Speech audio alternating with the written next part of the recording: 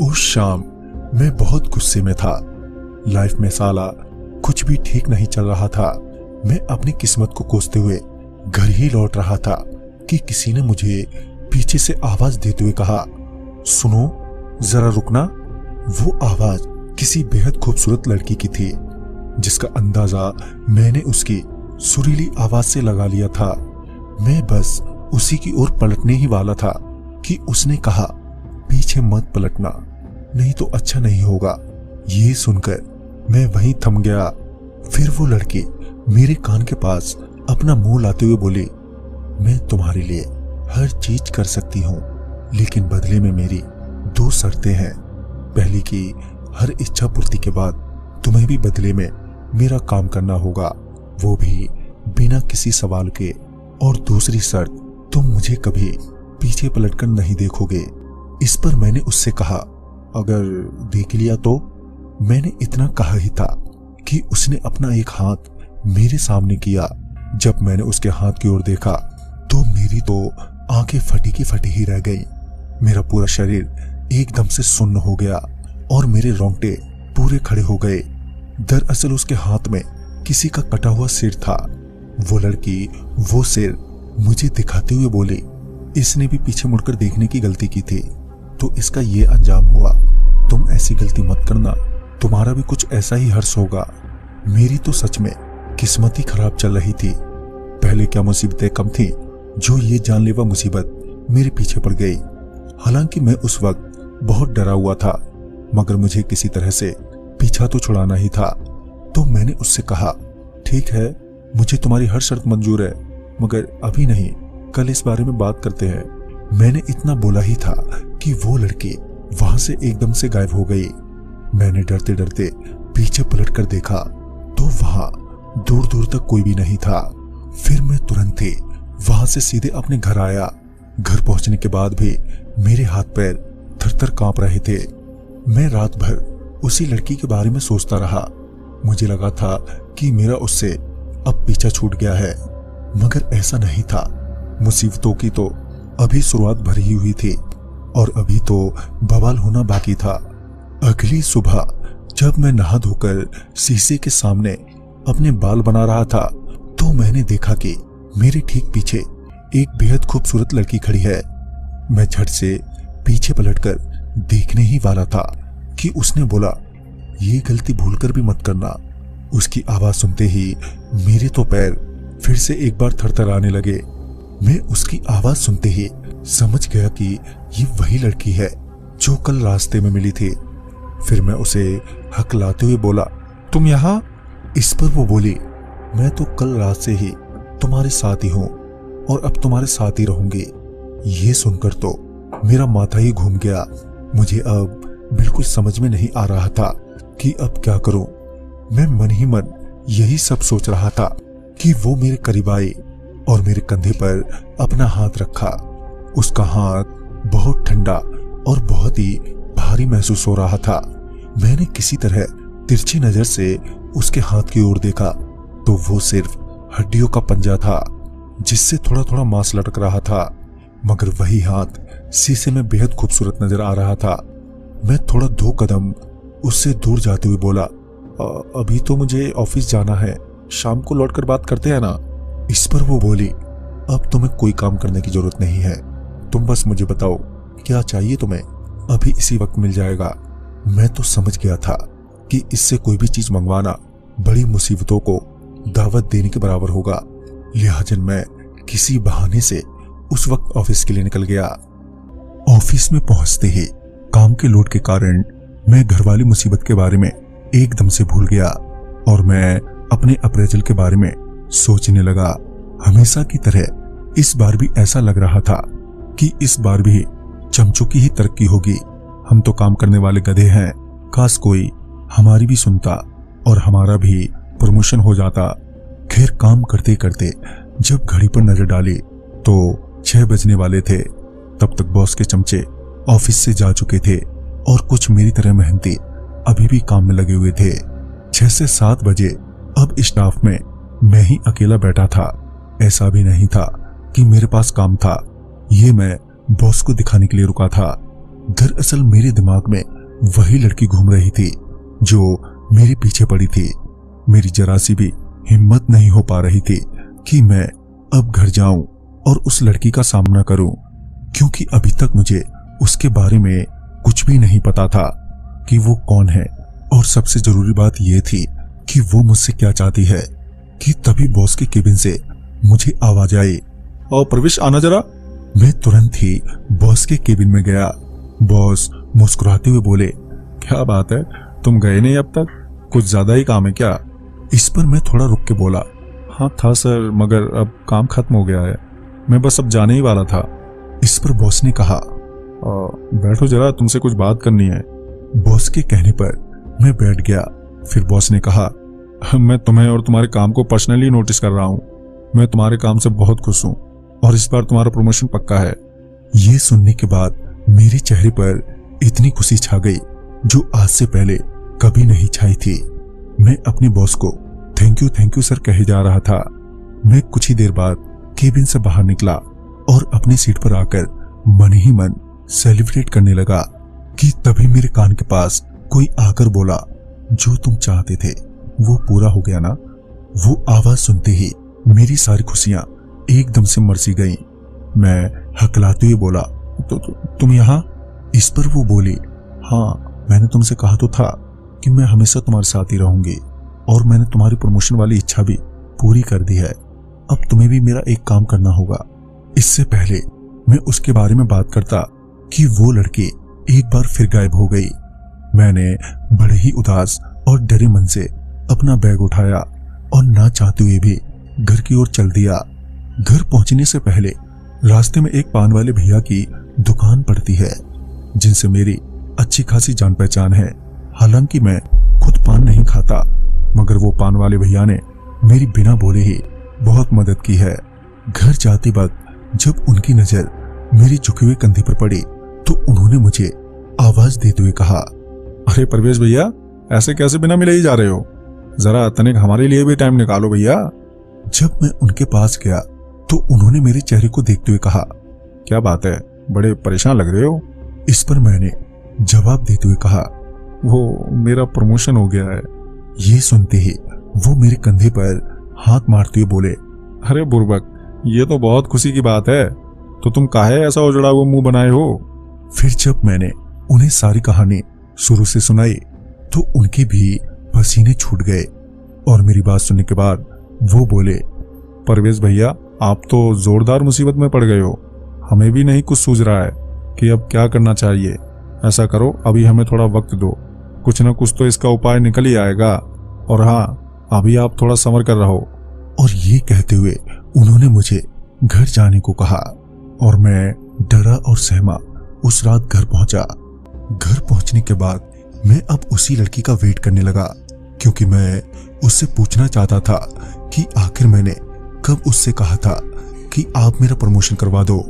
खैर, मुझे घर में आए अब 2 घंटे से भी ज्यादा वक्त हो चुका था, मगर वो लड़की अभी तक मुझे दिखाई नहीं दी। और फिर कुछ देर बाद मैं उसका वेट करते करते बेड पर ही सो गया। देर रात मेरी एकदम से आंख खुल गई, क्योंकि मुझे ऐसा लग रहा था कि मेरे साथ कोई मेरे बिस्तर पर लेटा हुआ है।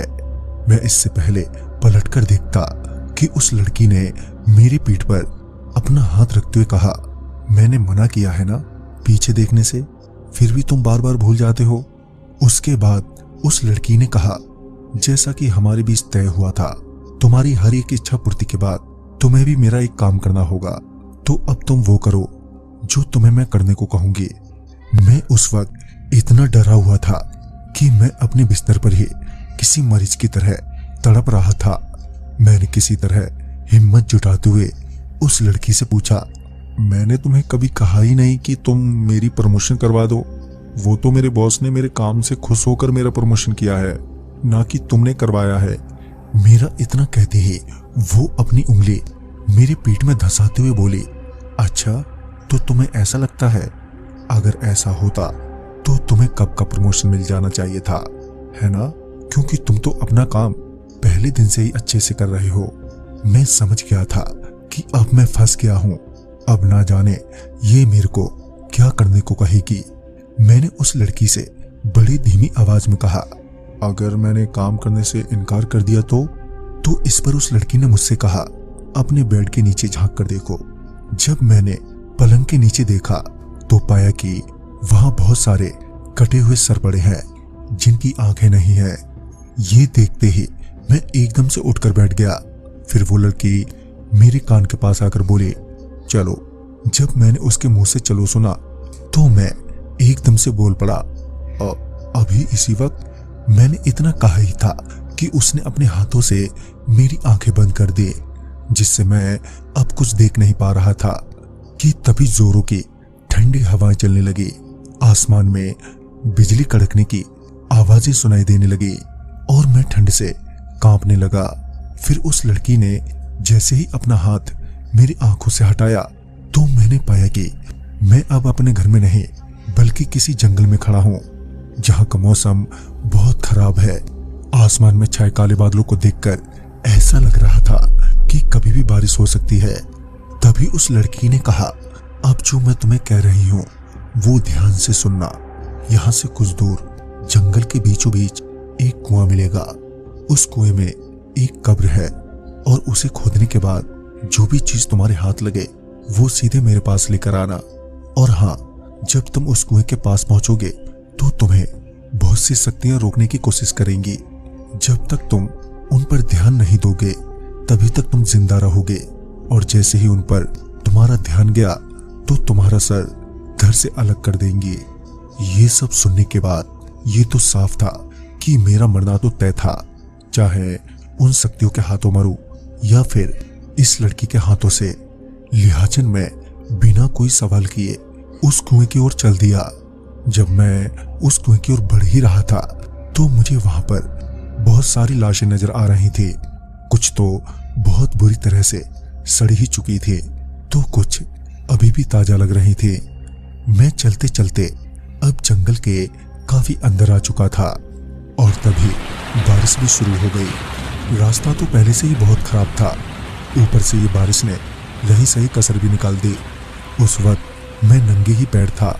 कुछ और दूर जाने पर मुझे वो कुआं नजर आया। मैं अभी उस कुएं की ओर बढ़ा ही था कि मुझे लगा कि मेरे साथ अब और भी बहुत से लोग हैं, मगर मैं उन्हें पलटकर देख नहीं सकता था, क्योंकि जैसा कि उस लड़की ने कहा था कि जैसे ही मैंने किसी की ओर ध्यान दिया तो वहीं सारा खेल खत्म हो जाएगा। मैं उसी रफ्तार में चलता हुआ उस कुएं के पास पहुंचा। जब कुएं के अंदर झांक कर देखा तो वो कुआं बहुत ही ज्यादा गहरा था। मैं अभी यही सोच रहा था कि अब इस कुएं के अंदर कैसे उतरूं कि तभी पीछे से आवाज आई, अरे कूद जा अंदर, कुछ नहीं होगा। इसके बाद फिर एक आवाज आई जो थोड़ी अलग थी, जिसने कहा, अरे वहां बहुत बड़ी रस्सी है, उसकी मदद से उतर जा। इसी तरह से वहां पर बहुत सी अलग अलग आवाजें गूंजने लगी थी। वो आवाजें इतनी सारी थी कि मैं उन आवाजों के चलते सोच ही नहीं पा रहा था कि मैं कुएं में कैसे उतरूं। मैं अभी यही सोच रहा था कि कुएं में कैसे उतरूं कि अचानक से मुझे पीछे से बहुत जोर का धक्का लगा, जिस वजह से मैं उस कुएं में जा गिरा। गिरते ही कोई बड़ी नुकीली सी चीज मेरी एक आंख में घुस गई, जिस वजह से मेरी एक आंख फूट गई। पूरे हाथ में खून ही खून, और दर्द ने तो मेरी रही सही हिम्मत भी खत्म कर दी थी। मगर मैं अभी भी होश में था। चोट तो मुझे बहुत लगी थी, मगर आंख के दर्द के सामने बाकी का दर्द पता ही नहीं चल रहा था कि इसी बीच मुझे कुछ सुनाई दिया, जैसे कि कुछ जोरों से धड़क रहा हो। जब मैंने किसी तरह अपने आसपास देखने की कोशिश की तो मुझे एक काला सा बॉक्स नजर आया, जिसमें से वो धड़कने की आवाज आ रही थी। जब उसे मैंने खोलकर देखने की कोशिश की तो पाया कि वो पूरी तरह से सील्ड है, तो उसे मैं खोल नहीं सकता था। लिहाजन अब मुझे ऐसे ही उस बॉक्स को पूरा उठाकर लेकर जाना होता। फिर मैंने कुएं की दीवारों पर देखा तो उस पर बाहर जाने के लिए सरिये वाली सीढ़ियां बनी थी, मगर फिर भी मेरा उस कुएं से बाहर निकलना बिल्कुल भी आसान नहीं था, क्योंकि एक तो पहले से ही मुझे बहुत चोट आई थी, ऊपर से उस बॉक्स को साथ लेकर ऊपर चढ़ना बहुत ही मुश्किल था, मगर किसी तरह मैंने उस कुएं से बाहर निकलना शुरू किया। मगर निकलते वक्त मुझे ऐसा लग रहा था कि वो बॉक्स धीरे धीरे भारी हो रहा है, मगर मैं किसी तरह उस बॉक्स को लेकर बाहर निकला और कुएं से बाहर आ गया। जैसे तैसे करके मैं वहां से जाने लगा, मगर उस बॉक्स का वजन अब काफी ज्यादा बढ़ चुका था। अब मैं उसे अपने दोनों हाथों से भी नहीं उठा पा रहा था। ऊपर से मेरी फूटी आंख से खून भी बहे जा रहा था। आखिरकार मुझे उस बॉक्स को जमीन पर ही रखना पड़ा। जैसे ही मैंने उस बॉक्स को जमीन पर रखा कि बहुत सारे अजीब से साए मेरे चारों तरफ मंडराने लगे। हवा में एक अजीब सी गंध फैल गई, जिस वजह से अब मुझे सांस लेने में भी काफी दिक्कत होने लगी। मैं समझ गया था कि इस बॉक्स को बिना लिए जाना मतलब कि अपनी जान छोड़ने की तरह होगा। जब मुझे लगा कि वो बॉक्स मैं नहीं उठा पाऊंगा, तो मैंने उस बॉक्स को ढकेलना शुरू कर दिया। और जैसे ही मैंने उस बॉक्स को हाथ लगाया कि वो सारे साए एकदम से गायब हो गए और मैं धीरे धीरे उस बॉक्स को ढकेलता हुआ उसी जगह पहुंचा जहां उस लड़की ने मुझे छोड़ा था। मैं वहां पहुंचते पहुंचते लगभग बेहोश हो गया था। मेरी आंखें बंद होने लगी थी कि तभी वो लड़की मेरे कान के पास आकर बोली, उठो। उसके इतना बोलते ही मेरी आंखें खुली। मैंने बॉक्स की तरफ इशारा करते हुए कहा, ये लो, मैंने तुम्हारा काम पूरा कर दिया। उस बॉक्स को देखने के बाद वो बोली, अभी काम पूरा नहीं हुआ है। तुम बॉक्स तो ले आए हो, मगर मुझे बॉक्स नहीं बल्कि उसमें जो चीज है वो चाहिए। तुम उसे बाहर निकालो। मगर उस वक्त मैं कुछ बोलने तक की हालत में नहीं था। फिर उस लड़की ने मेरी आंख पर हाथ रखा और जब उसने अपना हाथ हटाया तो मैं वापस अपने घर में था, वो भी बिल्कुल ठीक ठाक। अपने आप को सही सलामत देखकर मुझे बहुत अच्छा लगा। मैं अभी अपनी उस आंख को देख ही रहा था जो कुछ देर पहले फूटी हुई थी कि तभी मेरा ध्यान धड़कने की आवाज पर गई। पीछे पलट कर देखा तो वही बॉक्स था जिसमें से वो धड़कने की आवाज आ रही थी।